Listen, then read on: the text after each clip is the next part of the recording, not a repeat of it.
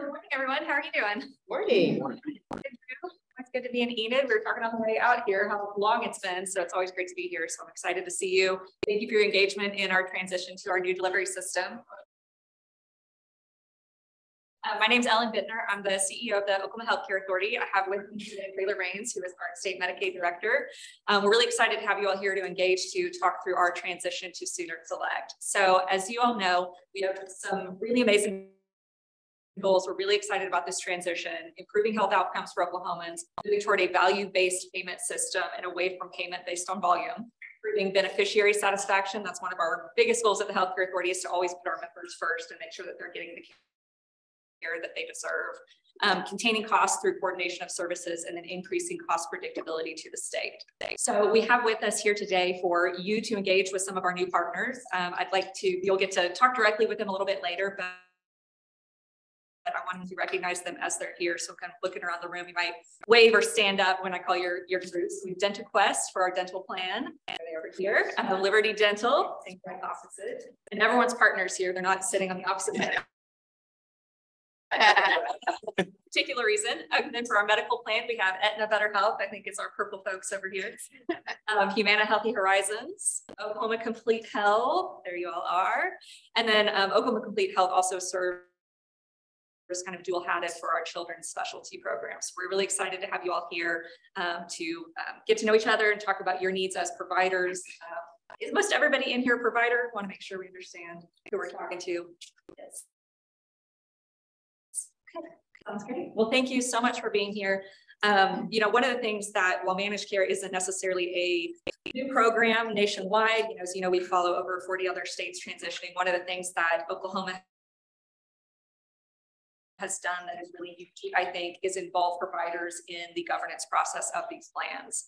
Oklahomans know how best to treat Oklahomans. We know who we are, we know who our neighbors are, we know who we're serving, and we're excited about these partnerships here. All these plans were selected through a long competitive bidding process. We're really excited about them here. I know they're going to be good partners to you all and to the agency so we can all better serve Oklahomans. So thank you for being here. I'm going to turn it over to Trailer to really talk through logistics, and thanks again. Ellen. So the real point of today is to give you as providers an opportunity to meet our plans, talk to them, discuss with them what does contracting look like, what does billing look like, all the questions you probably had in your mind the last couple of years as we've gone down this journey. But I just want to give an overall recap of the basic program design, what it's going to look like, what our expectations are for our contracted plans, and all the protections that we put into our 400- or 500-page contract with these contracted entities as we move forward. So I know a big, a hallmark of the Oklahoma Healthcare Authority and our payment program has been to pay weekly. We always pay on time. That's a big thing for our providers. We want to make sure that that continues. And so within the contract is baked in a requirement that we continue that timely payment to you as providers. I think the max there is 14 days from submission of a clean claim. As we've talked to our providers, and again, a good question for you to ask them while they're in the room today, is what are their schedules? A lot of what we're seeing is it's a lot quicker than 14 days. Mostly it's 7 days or less. Again, on that same vein, timely response to your prior authorization requests. We actually have a lot of standards baked in that's actually more or quicker than the current turnaround time at the Healthcare Authority. We also have very specific quality metrics related to improved health outcomes. As Ellen mentioned, one of the reasons for why we're going in this direction is because we've got to try something different to continue to improve the health outcomes of Oklahoma. And so we put very specific requirements on where we expect those targets to be on various conditions, the timeframes within which our contracted entities need to meet those, and we have incentives and penalties for our contracted entities if they do and don't meet those over the next 5 years. Another important requirement is that our contracted entities spend 11% of their medical spend on primary care. As providers, I'm sure it's no surprise to you, a lot of our members may go to emergency room or wait until conditions exacerbate and they need a higher level of care. We really want to ensure that the services are being provided in a preventive and primary care way. Just to give you an example or flavor where we are today is the Healthcare Authority's current total spend is about 4% of our overall healthcare costs. So it's a very lofty goal, but we know we can get there, especially with the partners that were chosen in this process. We also want to be very mindful of the administrative burden to you as providers. We know that there's a certain ease that comes with contracting with the healthcare authority, billing with the healthcare authority. It's a one-stop shop for a lot of your process. We know that by adding 3 new contracted entities on the medical side, 2 on the dental side, there's probably concern of, oh my gosh, do I have to go to 3 or 4 different places now to submit my billing, my prior authorization? The answer to that is mostly no. We are requiring that they use a single provider portal for all your entry to check member eligibility, to submit your billing, submit your prior authorization, and check on all of that. And so as we work on implementation, we're going to make sure that that continues down that path and that we're reducing the administrative burden of transitioning into this new environment. Also along that note, we are requiring a centralized credentialing process. So as you know, as a provider, you go through the healthcare authority process now, which is essentially a screening and an enrollment process. Our managed care entities, because of their accreditation requirements, there's a few extra steps. And if you contract with commercial entities now, you're familiar with those. But we want to make sure that those processes, again, are streamlined and centralized and a lot easier on the provider so that you're not having to go down multiple pathways depending on which plan you're contracted with to see our members. Another important one here is the rate floors that will be into effect. So we know as we went through this process and as we did our town halls over the last couple of years in preparing the contracts and the request for proposal documents, we heard providers loud and clear say, we're afraid that managed care entities are going to come in and reduce the rates. There is some element of, we know there's going to be some profit built into a private managed care entity as they see our members, but we wanted to make sure that's not coming at the cost to our providers. And so there will be rate floors in effect for all providers until July 1st of 2026. The reason there's a window there is because we know that our partners are going to use various value-based payment methodologies and other incentives regarding rates, but those don't happen overnight. We wanted to allow a sufficient runway to maintain rates while also getting you to a point where we can do value-based purchasing.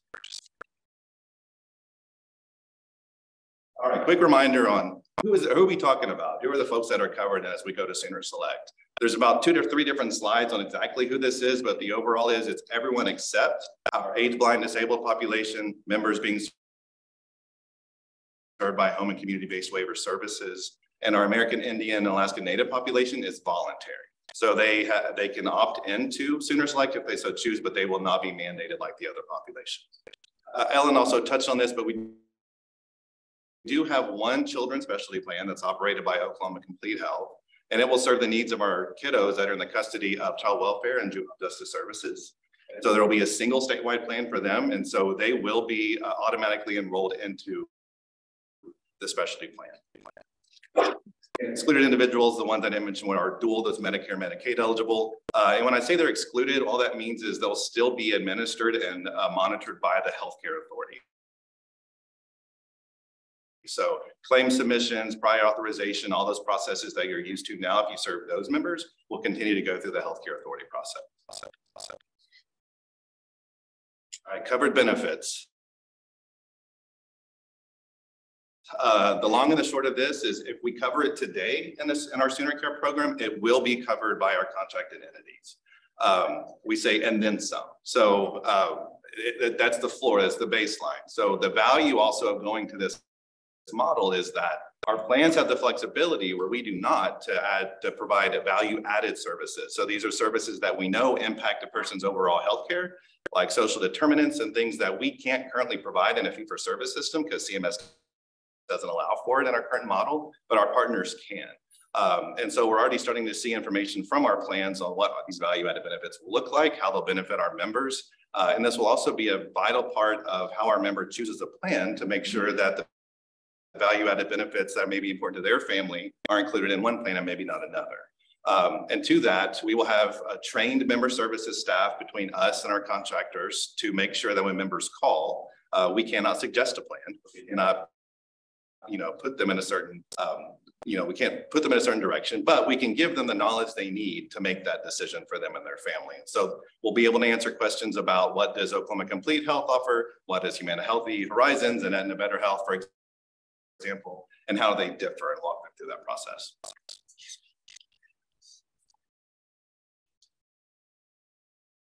Again, as you speak with the provider reps and folks that are here today from the plans ask these questions. They'll be ready to answer those for you, because I know this will be very important to not only you, but also the members that you serve. Important to note here, the pharmacy preferred drug list will still be managed by the healthcare authority. We'll still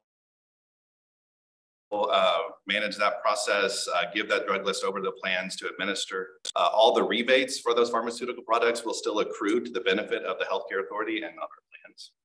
Every entity will ensure that the non-emergency transportation needs are being met according to timeliness standards that we put in the contract. All right, real briefly on quality and outcomes and overall population health. You may remember from the previous town hall, we've talked about a quality advisory committee. So that was actually baked into the legislation that authorized the healthcare authority to move forward in this direction. But again, it was important to make sure throughout this process that the process is being driven by Oklahoma providers, folks with skin in the game in Oklahoma. And that's not only applicable to our plans, but also to how the healthcare authority oversees this. And so we have established a quality advisory committee, which is representative of various professional types within the state, maternal health care, hospital providers, speech language, physical therapy, for example. I think we have about maybe a little over a dozen members in that group. We'll meet regularly, probably a lot more regularly in the beginning as we start going down this process and building out those quality outcome measures. But those have been appointed, and we will probably be announcing that within a week or so of who those members are and what those meetings will look like. They will be open meetings, so they'll be open to the public if you want to come. There will be minutes and things just like our board meetings, our medical advisory committee meetings. Another important thing to note here is our provider incentive pool. So some of you may be familiar with our SHOP payment program, which stands for the Supplemental Hospital Offset Payment Program, which is essentially a supplemental payment that goes to our hospitals that are participating in Oklahoma.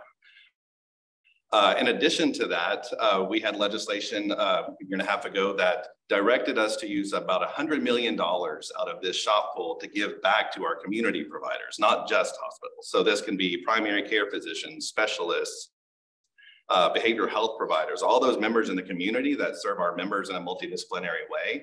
But it's also that way of saying, attaching it to outcome measures to drive performance improvement. And so some things we've looked at is if we want to divert away from emergency room care, let's start opening codes or maybe paying higher rates than we do currently for urgent care, or making sure that we're re-incentivizing those PCPs who direct to urgent care. Also, if we need more access to specialists, we know especially in rural areas, we don't have as great of access as we do maybe in the metro areas. So how can we start reimbursing for those consultative sessions between a specialist and a PCP, for example? So these are all things we're looking at in order to get that $100 million out to our community providers by way of enhanced reimbursement as we go into this process. In addition to that, it's worth noting that by going to managed care, we can take our SHOP payments up by about $600 million annually. We do that by raising the upper payment limit on that supplemental from what Medicare would normally pay to what average commercial rate would pay. Again, not something you can do in our current fee-for-service environment, which was another large reason of going to this. We all know that, especially our rural hospitals and our healthcare infrastructure in general can use an infusion of these additional dollars. All right, timeline. Very short slide. Our anticipated launch date this is February for dental, and then our medical plans we expect. Yes, I hate doing things on April 1st, but we promise it's not an April Fool's joke. We will go live April 1st of 2024 with our medical plans. So we are, I wouldn't even say knee deep, we're probably chest deep in implementation work at this point with all of our plans, working with them and their teams on systems readiness, policies and procedures. We have a very robust and extensive process at the healthcare authority between now and go live to ensure that our plans are ready and that we're ready. And not only do we have to convince ourselves of that, we have to convince our federal partner CMS of that as well. And so we are in constant contact with our federal partners around this. They have given us nothing but good feedback so far on where we are in this process. If you visit our website at okhca.org, we have a SoonerSelect page that gives you updates on readiness. We have timelines and graphics out there kind of detailing the process in a lot more detail than I will spend time today on. But rest assured, the healthcare authority is not going anywhere. We're just pivoting a little bit in how we administer the program. We have very strict compliance standards in the contract that I keep referencing that start with nice little warnings all the way up to contract termination. So we have a very detailed escalation process. And we want to hear from you throughout this process and kind of give us that continuous feedback loop, because if I find out one of the plans is saying something that's not compliant with the contract, I want to know that from you, so we can take care of it.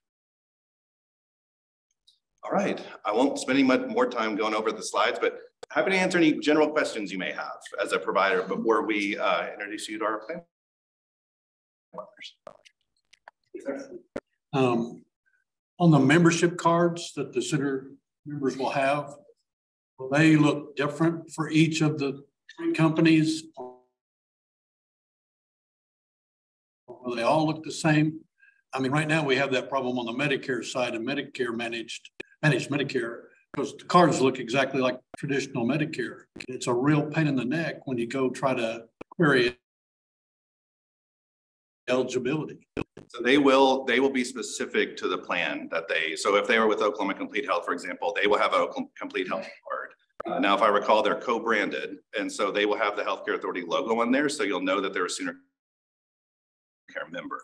But it'll also, by them showing you that card, when you go into that streamlined portal, and I just saw a demo on the portal the other day. So you'll go into one portal, for example, and then you may need to check in a drop-down box, like which plan is your member affiliated with, and then it'll take you down that plan steps. The card will be co-branded. It'll have the name of the plan plus the Healthcare Authority logo.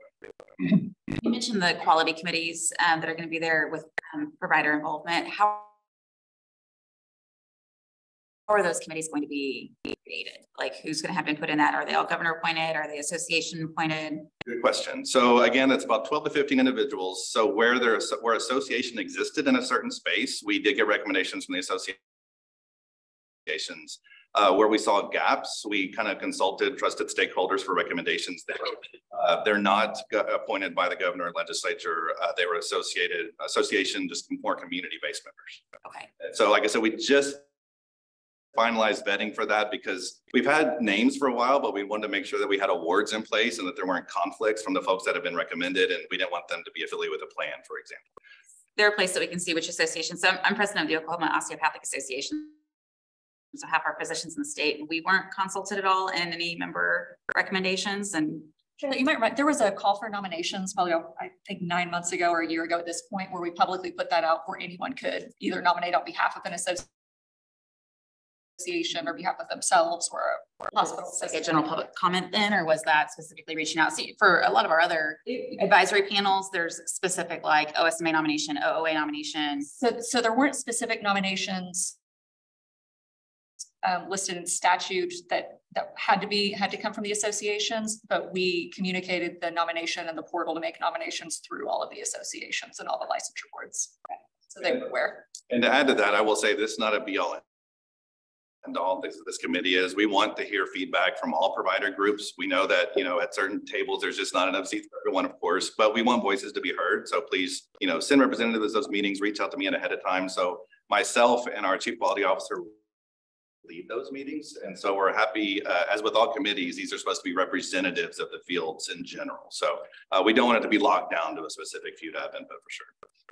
Can you speak to the credentialing process for the providers?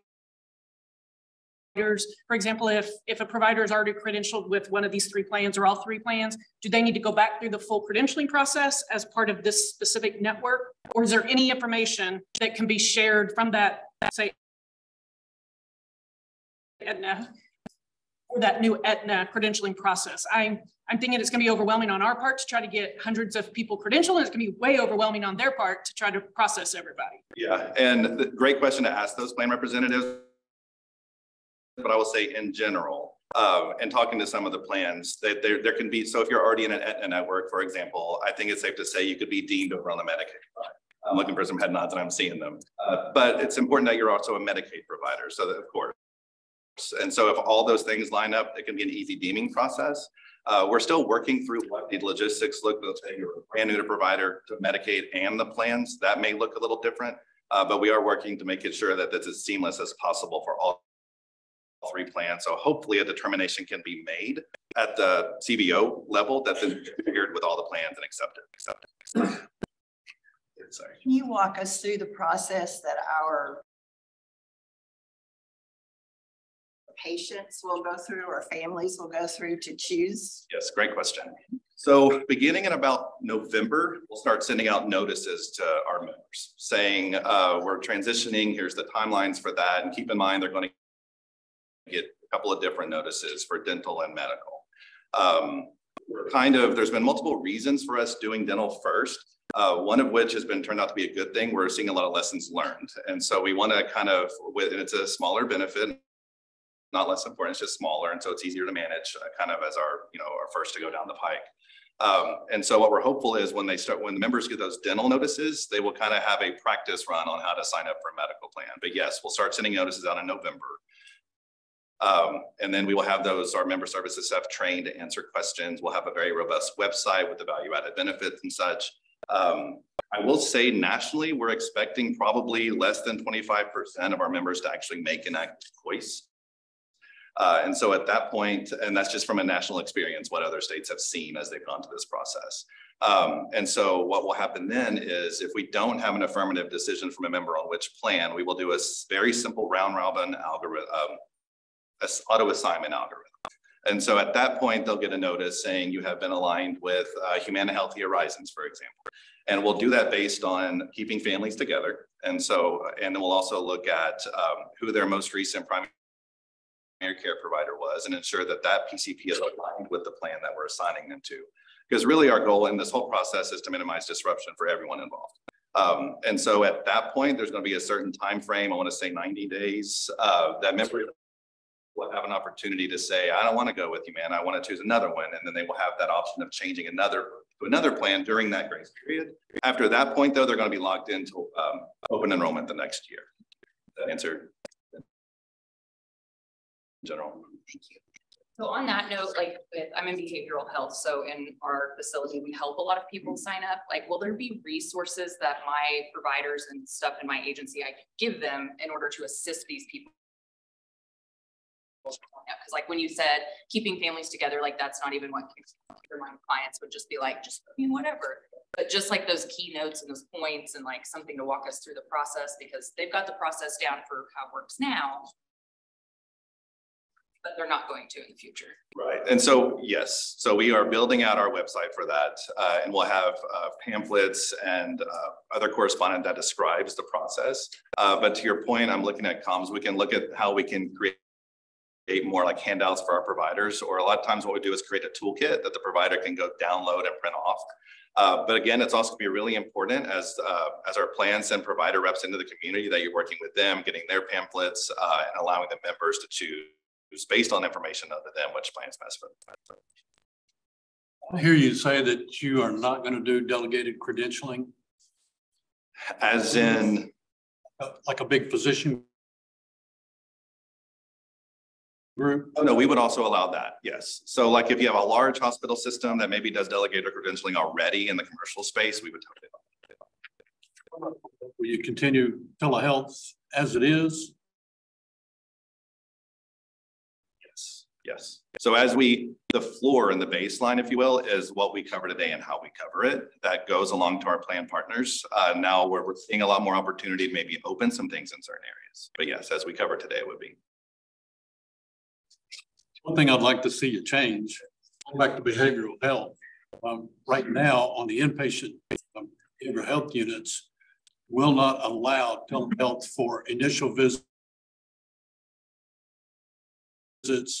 and discharge summaries, which Oklahoma is one of the few states that do that. Most of the rest of them in our system, they can still do telehealth. I know we had discussions on that a while back, and it's been a second since looking at a former employee who used to work with us in that space. We'll look at that. Well, there may be some flexibility. I mean, there's such a shortage of psychiatrists in Oklahoma. I mean, it's causing a real problem. Yeah, and I know we've had conversations, and you're right, maybe it's the initial that we didn't allow it on, but the other, I think on the unit, we do allow telehealth after that, but we can revisit that. I'm the lone behavior analyst in this room, I'm sure, but our ABA service is going to be handled the same way. Yes. As we have. Thank you. How will this affect the soon-to-be Sooners? Soon-to-be Sooners are not not included in this. So what will the process for them be? So Same today, still administered through the Healthcare Authority. Okay. And as a reminder, soon-to-be Sooners will only apply to those undocumented mothers at this point, since we raised the income threshold for pregnant moms. The one group that were documented citizens will now be full scope Sooner Care. And so it'll be a very limited population that's in STBS now. Clinical qualifying criteria, different things, will that still be controlled by OHCA, and then the managing partners will just follow that? So when you submit PAs to that one portal, you have one place that you're looking for qualifying criteria? Yes, that's a great point that I did not mention as one of those protections. The questions, if you didn't hear it, was prior authorization medical criteria and guidelines. They cannot be more restrictive than the Healthcare Authority currently uses. And so there can be some flexibility there, but if they kind of what some preliminary discussions have been is, you know, from the plans is OHCA, you're too restrictive on this, but not restrictive enough on this. There may be some discussions about things like that at the code level, but overall, anything that's more restrictive from how we do it today has to be approved by the Healthcare Authority and our physicians. Now we are talking about, you know, like on inpatient psych, for example, we know that our levels of care don't necessarily line up with national levels of care because we like to be different in little ways. But there's standardized criteria that we look at. So are we going to use interqual or Milliman, for example? And that's stuff that's coming out through our work groups, and we'll let providers know as soon as we know like specific guidelines.